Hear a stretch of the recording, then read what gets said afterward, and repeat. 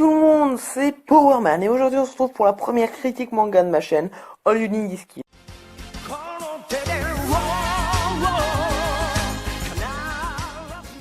Alors All You Need Is Kill, c'est un light novel japonais à la base de Hiroshi Sakurazaka et illustré par Yoshitoshi Abe. Le livre est publié par l'édition Shueisha depuis décembre 2004. Il est édité en version française par Kazé le 7 mai 2014. Il y a eu une adaptation cinématographique qui s'appelle Edge of Tomorrow, réalisée par Doug Liman avec les acteurs principaux Emily Blunt et Tom Cruise.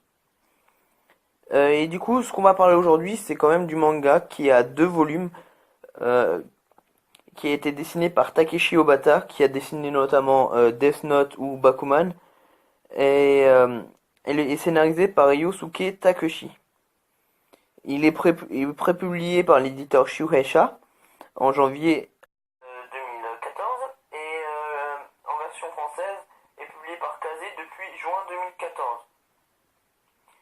Alors maintenant parlons un peu de l'histoire. Alors en gros, c'est que la Terre a été envahie par une sorte extraterrestre appelée les Mimiques, que vous voyez à l'écran. Les Mimiques prennent rapidement le dessus sur les humains et du coup prennent le contrôle de quasiment toute la Terre, sauf le Japon et l'Amérique. Alors l'histoire nous plonge comme personnage principal Keiichi Kiriya, que vous voyez à l'écran, qui participe à sa première bataille, et pendant cette première bataille, il va mourir. Le problème, c'est qu'il va se réveiller la veille de la bataille contre les Mimiques, et du coup, ça va créer cette boucle temporelle. Du coup, il va utiliser cette boucle temporelle pour devenir plus fort et battre tous les Mimiques jusqu'à ce qu'ils ne meurent plus en gros.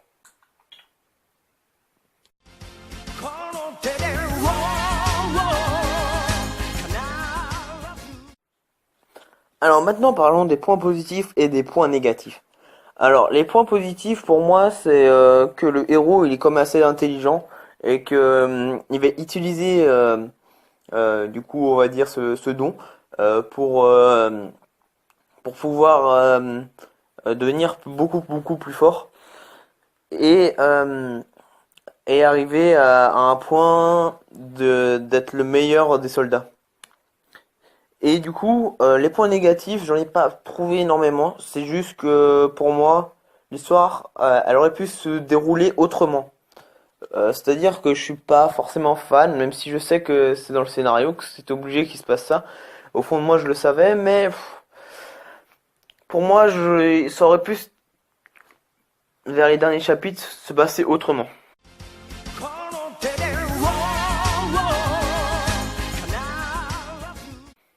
Alors, pour le scénario, j'ai mis 2,5.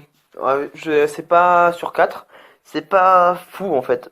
Je suis conscient que on peut pas faire un bon scénario autour de la guerre, si je pense, mais je veux dire, ça tournera toujours autour du même thème, on va dire. La guerre, c'est compliqué de faire un scénario profond et fluide. Du coup, j'ai mis 2,5. À propos des personnages, à part les 2 que vous voyez à l'écran, qui sont Rita et Keiichi, et ben, il y a pas, les autres ils sont pas développés en fait. Du coup, j'ai mis qu'un seul point sur 3. Du coup, voilà. Et maintenant, à propos des graphismes, j'ai mis 3 sur 3. Ils sont magnifiques. Vous voyez à l'écran, ça fait 3 images. Même toutes les images que je vais vous montrer, elles sont juste magnifiques.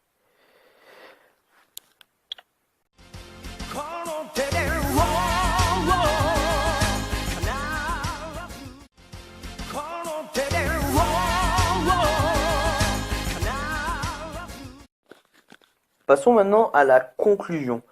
Alors moi, j'ai trouvé bien, malgré son total un peu moyen, de 6,5 quand même, sur 10. Du coup, j'ai bien trouvé, j'ai aimé, tout simplement. En fait, j'ai dévoré les chapitres en 2 heures, je crois. Euh, mais du coup, j'étais quand même heureux de le lire, malgré, après, faut que je sois objectif. Si j'aurais pas été objectif, moi, en tout, je pense qu'il aurait dans les 8. Du coup, moi, j'ai aimé. En plus, c'est pas cher, il y a que 2 tomes. Franchement, j'ai vraiment aimé. Et en plus, à la dernier chapitre, dernière image, elle est vraiment magnifique. C'est juste, c'est une fin, elle s'est pas stoppée direct en fait.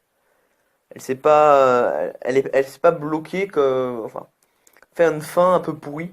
Non, là, la fin, elle était cohérente et puis, elle était bonne tout simplement.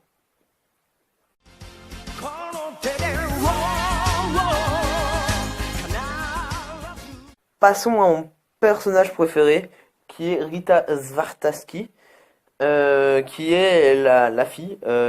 Du coup, vu qu'il y a un garçon et une fille assez développés, du coup voilà, la fille, bah, tout simplement, elle on sait son passé, mais c'est vrai que en fait elle a la classe. En fait, sur ce manga, ça a été sur le feeling en fait. J'ai aimé ce personnage comme ça, la classe qui dégageait.